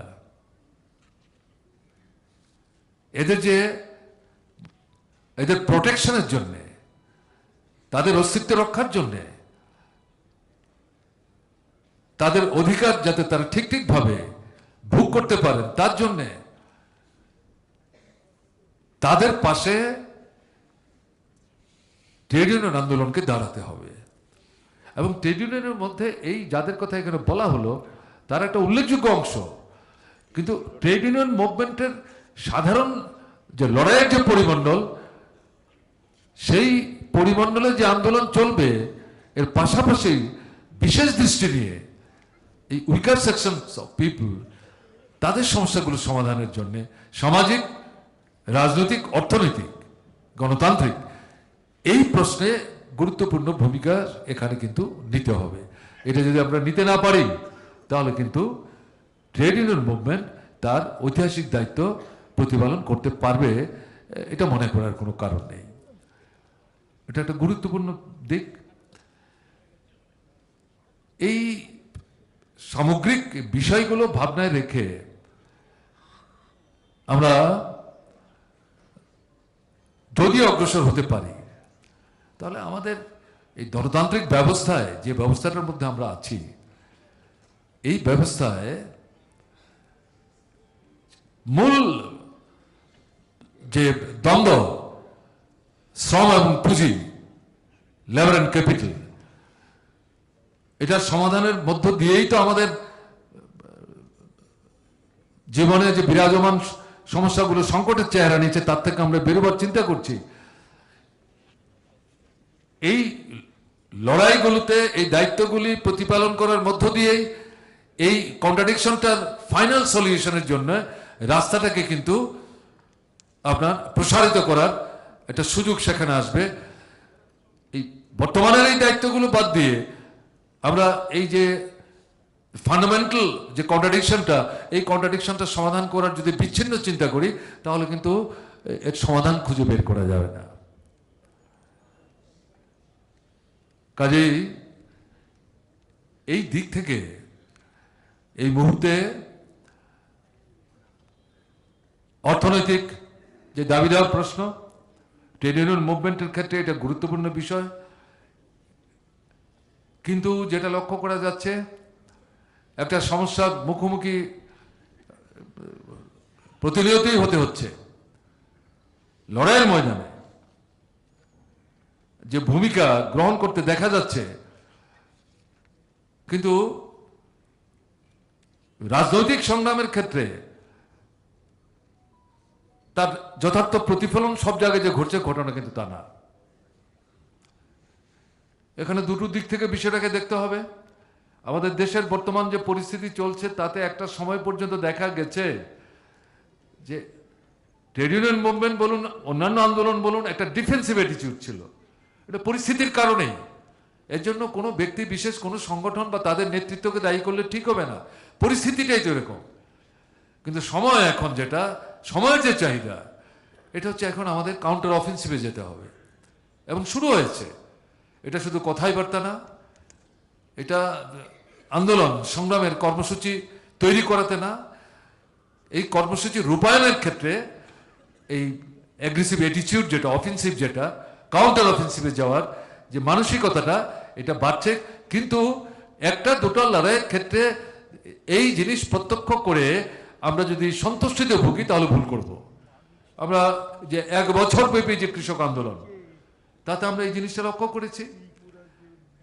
কাজেই এর দ্বারা যে উদ্দীপনা তৈরি হয়েছে সামগ্রিকভাবে, শ্রেণী আন্দোলন, গণ আন্দোলনের ময়দানে একে সংগত করে একে ছড়িয়ে দিতে হবে, তার বিস্তার ঘটাতে হবে। এই দিকটাতে একটা অত্যন্ত গুরুত্বপূর্ণ ভূমিকা সামনের দিনে নিতে হবে। ট্রেড ইউনিয়ন মুভমেন্টকে এখানে অগ্রণী ভূমিকা নিতে হবে। সঙ্গে সঙ্গে যেটা, ধরুন এই যে কৃষক আন্দোলনটা শেষ হলো, তারপরে কয়েকটা রাজ্যে বিধানসভার নির্বাচন হলো। এই লড়াইয়ের অভিজ্ঞতা থেকে নির্বাচনের প্রাক মুহূর্তে দেশের মানুষের সাধারণের মধ্যে যে ধারণাটা তৈরি হয়েছিল, ভোটের ফল যখন প্রকাশিত হলো, দেখা গেল এটা মিলছে না। এর থেকে এটা পরিষ্কার হয়ে যাচ্ছে যে ফ্যাসিস্ট সুলভ ভাবনা নিয়ে আরএসএস বলুন, বিশ্ব হিন্দু পরিষদ বলুন, এবং রাজনৈতিক মুখোশ হচ্ছে বিজেপি, সরকার চালাচ্ছে। তারা এই যে যদিও বলছে হিন্দুত্বের ধারণার সঙ্গে ধর্মের কোনো সম্পর্ক নেই, কিন্তু ধর্মকে তারা দারুণভাবে ব্যবহার করছে তাদের নিজেদের স্বার্থে, সুড়সুড়ি দিচ্ছে। এবং এটা যে আপনার আন্দোলনের ময়দানে যারা অংশগ্রহণ করছেন, তাদেরকেও যে নানাভাবে প্রভাবিত করছে, বিপদগামী করছে, তার প্রতিফলন করছে। কাজে এই জায়গাটাতে কিন্তু ট্রেড ইউনিয়ন মুভমেন্টকে অত্যন্ত সচেতনভাবে গুরুদায়িত্ব নিতে হবে, এবং সেটা বিশেষভাবে শ্রেণীগত দৃষ্টিভঙ্গি নিয়ে মতাদর্শগত যে অবস্থান, যেটা বেফের যিনি বর্তমান সম্পাদক, তিনি তার ওয়েলকাম অ্যাড্রেসে বলবার চেষ্টা করেছিলেন যে আমাদের নেতৃত্ব যে মতাদর্শগত অবস্থান থেকে আমাদের সংগঠন গোড়াপত্তন করেছিলেন, তাতে দৃঢ় থেকে আমাদের আগামী দিনে কাজ এগিয়ে নিয়ে যেতে হবে, সঠিক। এবং শুধু অবস্থার পরিবর্তনের সঙ্গে সঙ্গে এক্ষেত্রে নানা নতুন নতুন প্রশ্নগুলি ছুড়ে দিয়ে মানুষকে বিভ্রান্ত করার চেষ্টা করছে। কাজে সেদিক থেকে শ্রমিক শ্রমজীবী অংশের মানুষ, তাদেরকে যদি রাজনৈতিক চেতনায়, শ্রেণী চেতনায় উদ্বুদ্ধ করা না যায়, তার প্রকৃত বন্ধুকে, তার শত্রুকে এটা যদি চিহ্নিত করতে, তাকে সচেতন করে তোলা না যায়, তাহলে লড়াইয়ের ময়দানে যে জঙ্গিপনা, এটা কিন্তু একটা সময়ে রাজনৈতিক সিদ্ধান্ত গ্রহণ করার ক্ষেত্রে যখন কোনো একটা বিশেষ লড়াইয়ের সম্মুখীন আমরা হই, আমি ভোটের কথাই বলছি, সেখানে যদি তার প্রতিফলন না ঘটে, তাহলে কিন্তু সমস্যাটা সুরাহা করার যে দৃষ্টিভঙ্গি নিয়ে মূল যে দ্বন্দ্ব সংঘাত, তার থেকে আমরা বেরোবার চিন্তা করছি, সেই পথটাকে কিন্তু প্রসারিত করা যাবে না। কাজেই এই জায়গাটাতে দাঁড়িয়ে ট্রেড ইউনিয়ন মুভমেন্টকে এই বিষয়টিতে আজকের পরিস্থিতিতে বিশেষভাবে গুরুত্ব দেওয়ার প্রয়োজন আছে। অর্থনৈতিক দাবি দেওয়ার আন্দোলন নিশ্চয়ই বাস্তবের মাটিতে দাঁড়িয়ে যথার্থ দাবি সনদ তৈরি হবে, আন্দোলনের কর্মসূচি তৈরি হবে, তার বাস্তবায়ন রূপায়ণের জন্য লড়াই চলবে। কিন্তু সঙ্গে সঙ্গে এই যে রাজনৈতিকগত অবস্থান, মতাদর্শগত অবস্থান, শ্রেণীগত দৃষ্টিভঙ্গিগত অবস্থান, এই বিষয়টাকে অত্যন্ত মানে উদ্যোগের সাথে একটা সংগঠিতভাবে এই অংশের মধ্যে যদি নিয়ে যাওয়া না যায়, তাহলে এটা কিন্তু শাসক যারা, শোষক যারা, লুটেরা যারা, তাদেরকেই আরও সুযোগ যাতে ভোগ করতে পারে এরকম একটা স্পেস কিন্তু তারা পেয়ে যাবেন। কাজে এই স্পেসটাকে সংকুচিত করতে গেলে পর এই দিকটাতে কিন্তু বিশেষ করে নজর আমাদের দিতে হবে। কাজে এই দিক থেকে এই সংক্ষিপ্ত পরিসরে যে চ্যালেঞ্জগুলির কথা বলা হলো, আমার যেগুলি মনে হয়েছে এরকম কয়েকটা বিষয়ের প্রতি আপনাদের দৃষ্টি আকর্ষণ করলাম। এবং গণতান্ত্রিক আন্দোলনের একজন সাধারণ কর্মী হিসেবে অর্জিত সীমাবদ্ধ যে অভিজ্ঞতা, তার উপর ভিত্তি করে এই সময়ে যে ভূমিকা, আসন্ন দিনে যে ভূমিকা আমাদের গ্রহণ করা দরকার, সেই সম্পর্কে দুই একটা কথা উপস্থিত করলাম। এবং সর্বশেষে যে কথা বলে আমি আমার কথা বলা শেষ করব, সাধারণ মানুষের মধ্যে, বিশেষ করে শ্রমিক শ্রেণী, শ্রমজীবী অংশের মানুষ, কৃষক জনসাধারণ, ক্ষেত্রজীবী অংশের মানুষ, ছাত্র যুবক, এদের মধ্যে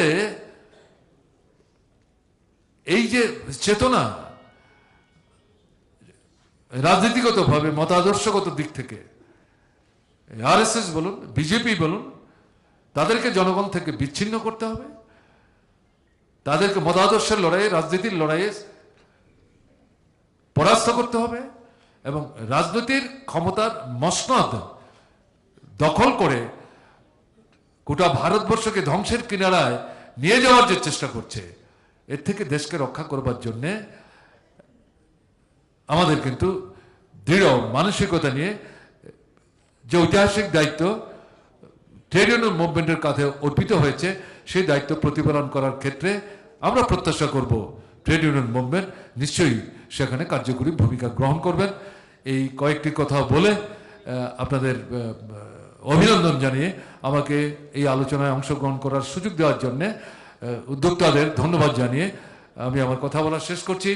আপনারা শুনলেন, আমাকে কথা বলার সুযোগ দিলেন, তার জন্য আপনাদের সকলের প্রতি আন্তরিক কৃতজ্ঞতা প্রকাশ করছি। আপনারা ভালো থাকবেন, আমার নমস্কার নেবেন।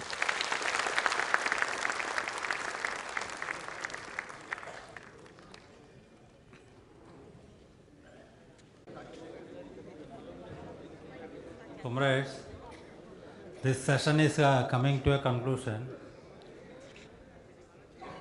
At least a few comrades from other parts of the country perhaps could not follow what Comrade Manik Sarkar spoke before us. BEFI headquarters will take care to give the gist of his presentation in due course. Before concluding the session, there is an announcement. The book published here today on Comrade Ashish is available at the entrance of the hall. All participants are requested to purchase a copy of the book at a cost of ₹100. Please cooperate. Book is available at the entrance of the hall.